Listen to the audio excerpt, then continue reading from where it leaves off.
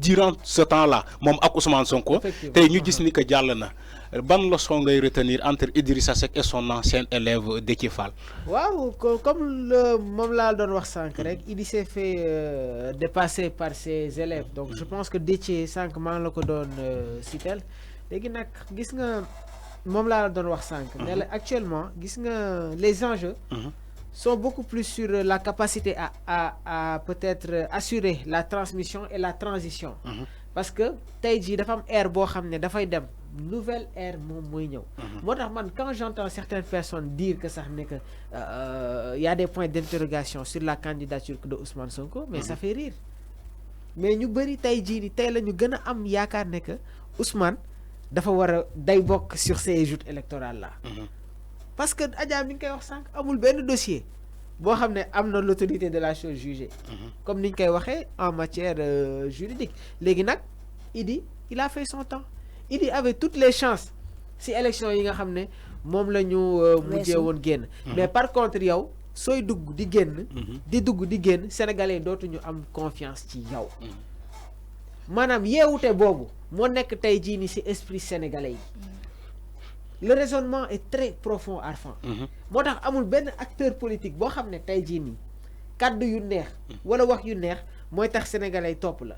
Sénégalais gis nga suñuy tànn tey dañuy dem si sa passé xool ban genre nit nga ibbi ay dossier xool ndax yow jëloo xaalisu askan wi demaat ci ay si dossiers les plus profonds xool exactement la qualité de ta personne.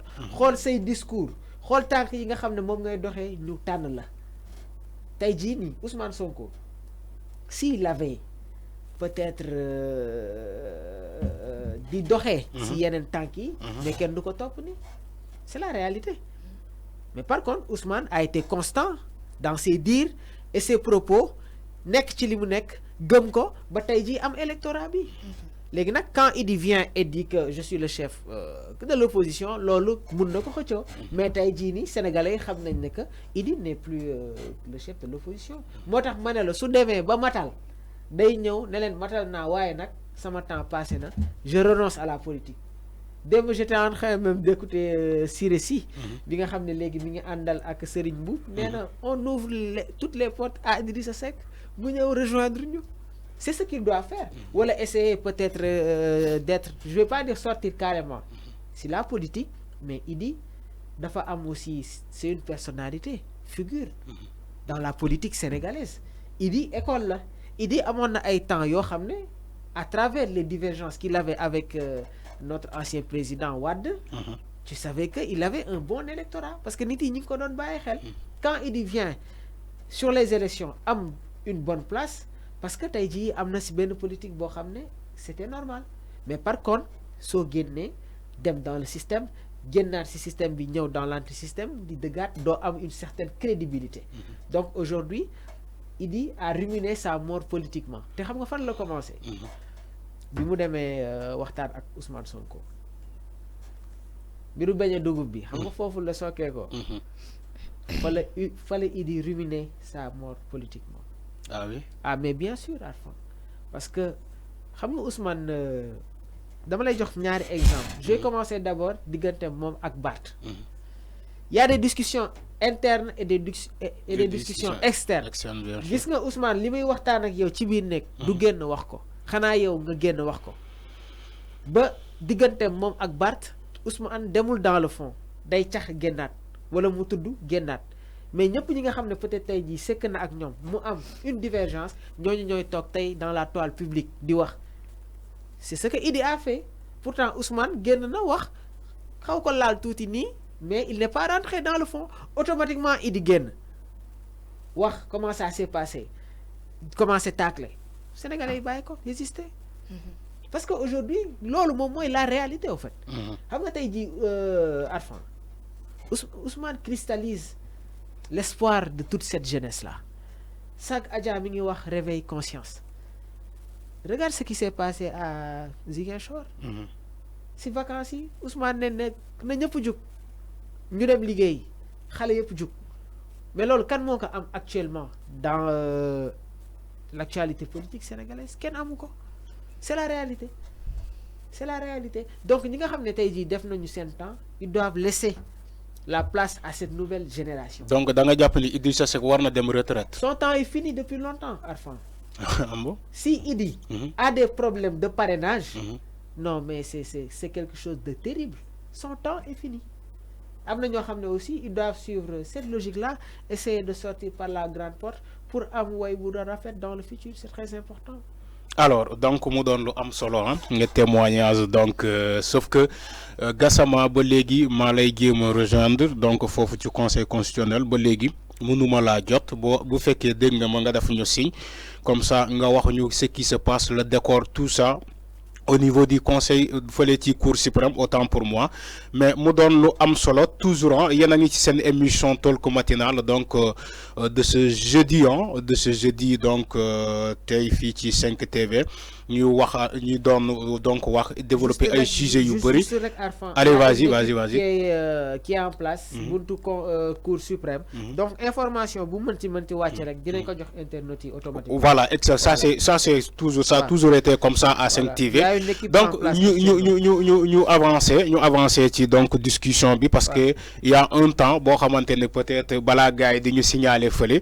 Donc ñu avancer tuuti ci discussion bi. Mais Adja toujours avec la candidature sànq maa ngi ko doon wax ci diggante Idrissa Seck ak Déthié Fall mu doon loo xamante ne lu am solo la mais tey dañoo constater ni que il y a une jeunesse qui est fougue qui veut diriger ce pays excepté Ousmane Sonko, Déthié Fall, Bougane Gueye mu doon toute une génération, peut-être même génération wala presque même génération la ñoo xamante ne dañoo jóg tey am conscience ni que il est donc important, voilà, il est temps que les jeunes yi mën a jël lenge yi bëgg a yóbbu les vieux à la retraite que lu mel ni Idrissa Seck et autres lan moo waral loolu parce que c'est quoi, c'est le Sénégal a inspiré des autres pays de la sous-région ou bien tamit dañoo toll ci jamono boo xamante ne il faut une révolution des candidats. Mais ki nga xamante ni moom moo di nekkoon président directeur général u Walf TV di feu Sidi Lamine Niass dafa ni Sénégal pour ñu dafa il faut une révolution. Révolution rek moo mën defar Sénégal mais nag d'accord ma tamit ci révolution boo xamante ni duñ ci boole mag yi parce que tamit xale lu mu mën a jot les reines du pouvoir. Femmes ñoo xamante ni ils ont fait vraiment tous les régimes. De Diouf de Senghor Diouf Wade ba tey Macky. Cette jeunesse forcément dañuy soxla cette expertise cette expérience des aînés te loolu tey par exemple ki nga xamante ne Déthié Fall hérité ci ki nga xamante ne moom moo di Idriss Seck moom aussi mu fekkee régime yëpp ainsi de suite Abdourahmane Diouf pareil que d'autres ñoo xamante ni tey mais dans la majorité que la ñu mën defaree Sénégal c'est pas que tamit on va envoyer toutes les personnes âgées à la retraite non am na ñoo xamante ni ñu ngi fii te wax dëgg yàlla ils ont fait tous les régimes mais seen loxo set na ba tey donc Sénégal fi ñu toll actuellement je me dis que cette jeunesse dafa consciente des enjeux parce que actuellement on est à l'heure des découvertes suñu ay ressources. Exactement. Pétrole yi génn na ñu war ko après exploiter ñu fii la ñu war a amee un tournant décisif Sénégal te man sincèrement cette continuité que j'entends parce que bu ñu doon di fàttaliku li nga xamante ne moom moo discours à la nation du président quand il a fait un bilan je vais dire élogieux il a oublié de dire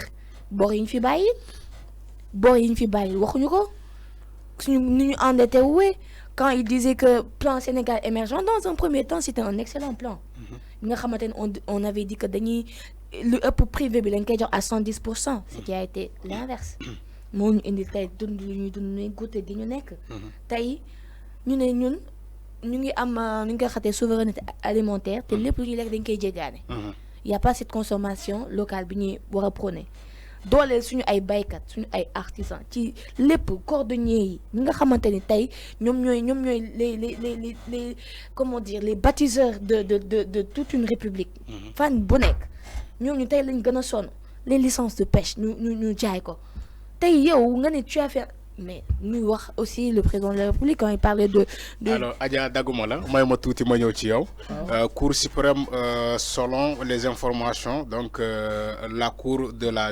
justice donc le juge le greffier et le procureur sont dans la salle.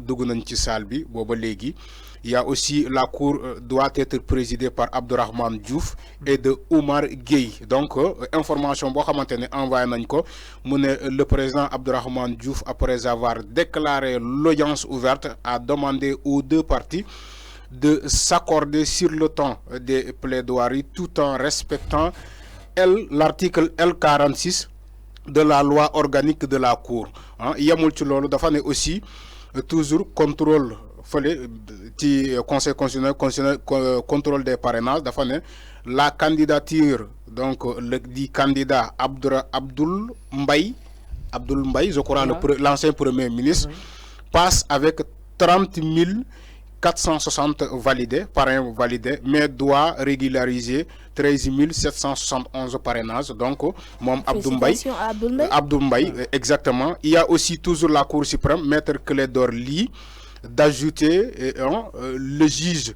Vous avez cité tous les noms des avocats de la défense qui sont au nombre de 30. Donc, donnez-nous, au nombre de 30. Donc, donnez-nous au moins 1h30, le temps que vous les impairs, donc on a l'impression que vous ne voulez pas des développements. Mon maître Clédor Ly, le juge, donc donnez-nous 1h30 par chaque avocat. Quand même, 30 avocats, vous nous menez 1h30 pour chaque avocat, c'est difficile. C'est 1h30 pour 30 avocats. Bon, c'est le pôle qui se constitue pour avoir. Donc, juste donnez-nous comme 30 avocats, donnez-nous 1h30. Donc, j'ai l'impression que le juge lui a refusé. Donc, moi, vous ne voulez pas que nous, on développe. Ça commence à agiter. Donc, Fallou Sylla, on vous remercie des informations. Yo xamantene mo nga ñuy jox bo ñu mëne joxat encore yenen.